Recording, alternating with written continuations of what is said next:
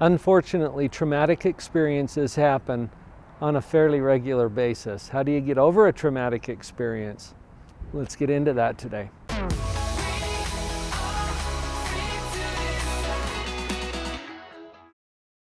Not a fun topic, getting over a traumatic experience. I think we all go through it. I'm here today with Bree Noorda. Bree is one of our Live on Purpose certified coaches. And I think you've got some reasons for knowing something about this topic. Yes, and I would love to share my story with you. But first I want to share my buddy's story. His name is Rio. I've heard about Rio.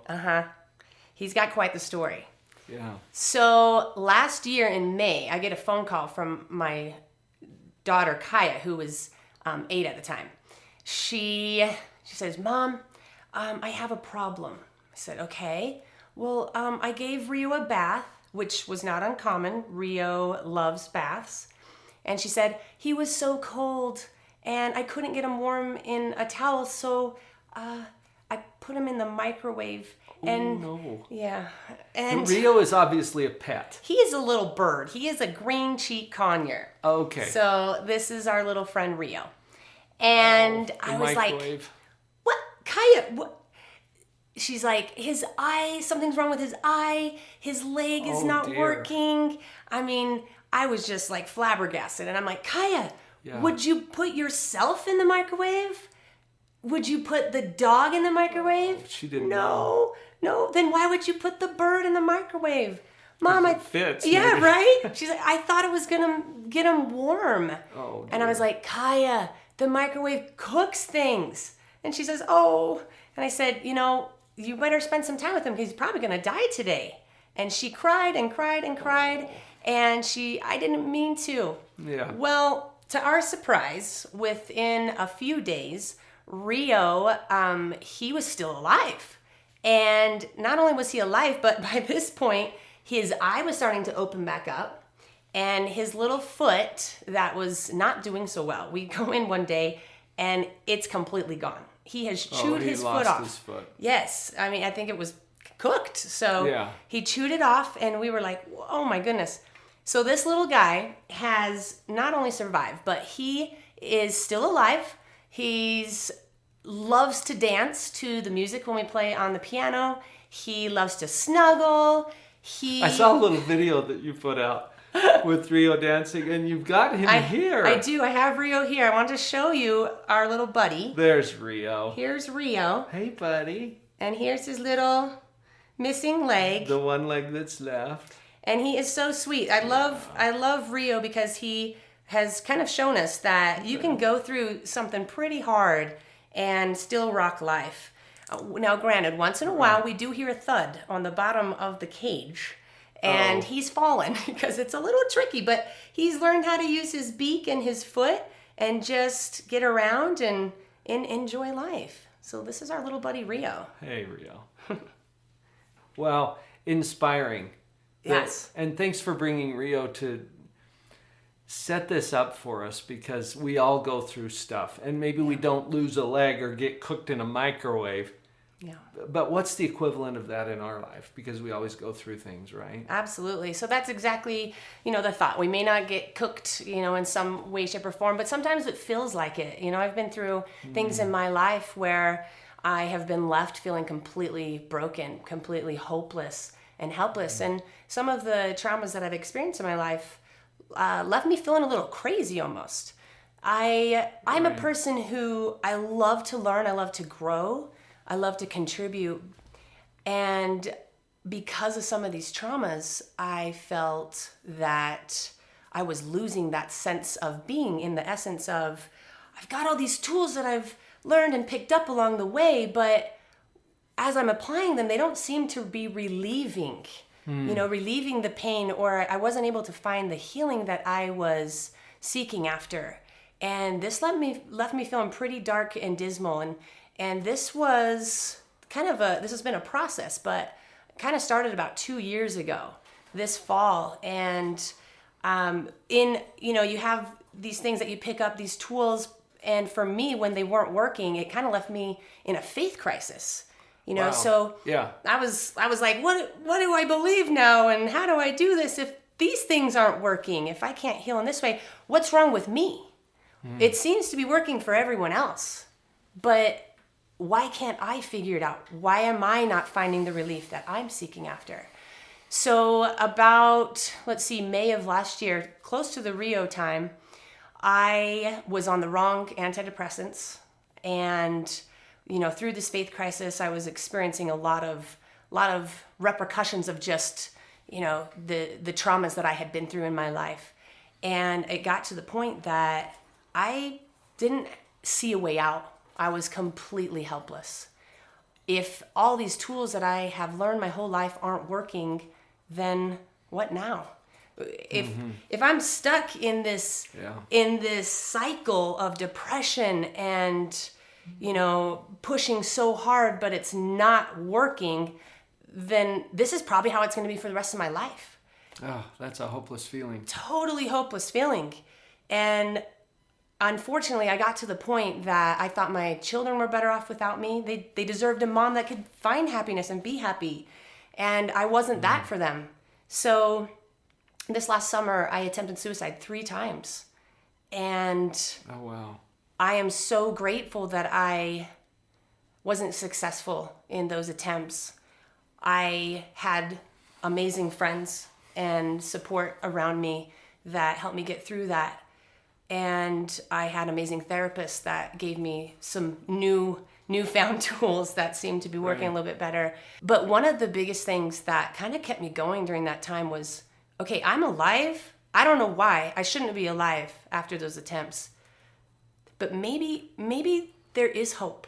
Maybe there is something that I am missing that I can change or learn to help empower me to a place where I can empower others. There's got to be other people who feel as dismal and dark and hopeless as I have felt. And I don't want them to be alone. I don't want them to feel that they have no one else. So for me, it became, I had to find a passion. I had to find something I was passionate about that maybe I can change. Maybe there is something I'm missing, and this is why I want to do it. Not just for my kids, because they were one of my greatest purposes at this point, but for other people, who else can I help? So, you go back to the drawing board, when things haven't been working. And I like to visualize. So I'm a very visual person. So I'm thinking, Legos, right? So you got this Lego tower, you're building Legos throughout your life, picking up, oh, what do I believe? Oh, this. Okay, so I had my tower and it was completely shattered and pieces everywhere. And I'm like, now what? So bit by bit, I'm picking up these pieces and, okay, do I believe this? Okay, that tool didn't really work last time. So we're just going to set that down for a little bit. Or like, wait, what do I believe here? I mean, it's been a process. A rebuilding. A complete In a lot of rebuilding. ways. Yes. And as I did this, I was able to assess what wasn't working. We pick up a lot of limiting beliefs along the way. And I had many that I became consciously aware of. Now, Dr. Paul talks about a word called metacognition. Oh, yeah. It's thinking about thinking.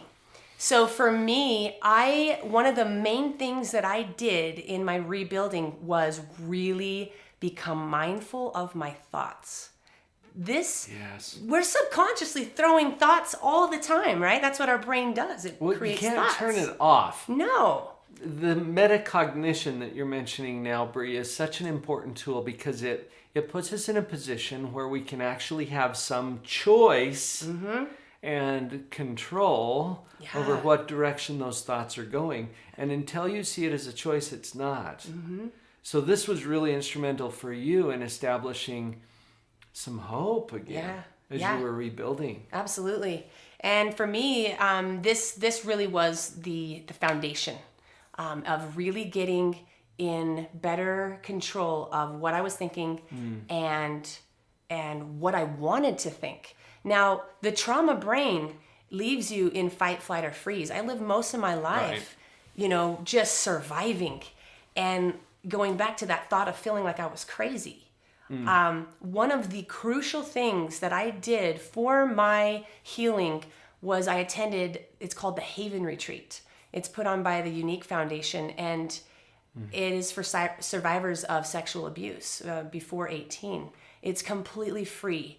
They gave me some ability to see that I wasn't crazy, and that You're not as crazy as you feel. You're not as crazy right? as you feel. Yeah. It was just I felt so out of control. Like there was so many moments that what is wrong with me? Why am I so angry? Like, Right.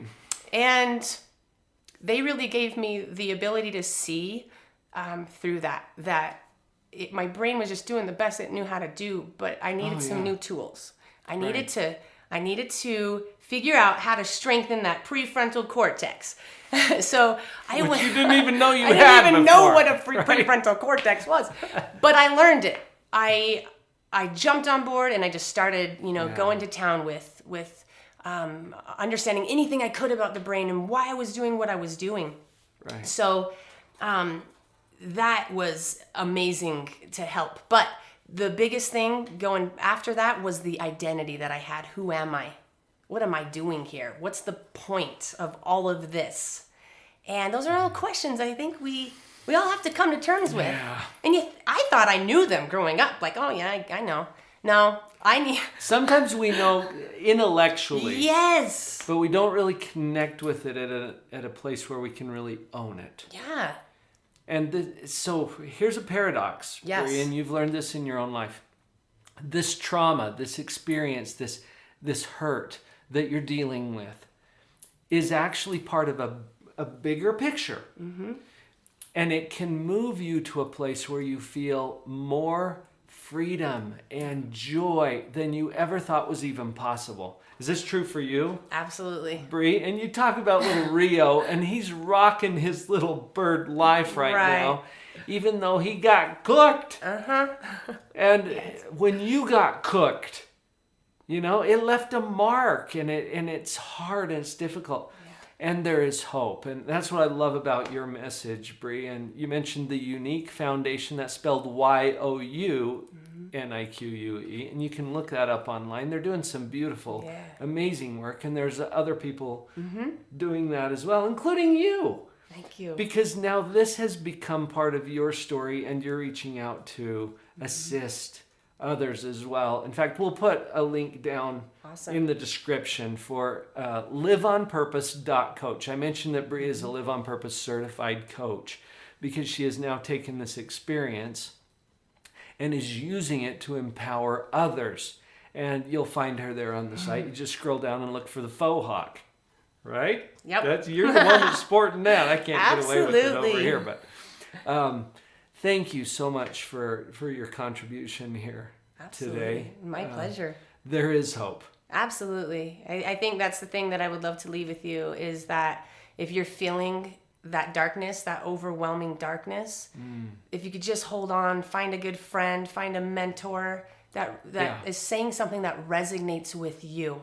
It might look different than other people's journey. It might be different tools than other people use. Mm-hmm. But just hold on, find a passion. And I don't know your story. I don't know your name, but I love you. And I have hope for your life. And we need you. Somebody needs you. So just keep holding on and find what works for you. I hope you enjoyed that. I did. Bree is really amazing, isn't she? I mentioned that she's a Live on Purpose certified coach. Go to liveonpurpose.coach, not .com, .coach. Scroll down, you're going to see Bree there in our list of coaches. I saw her standing in the street alone.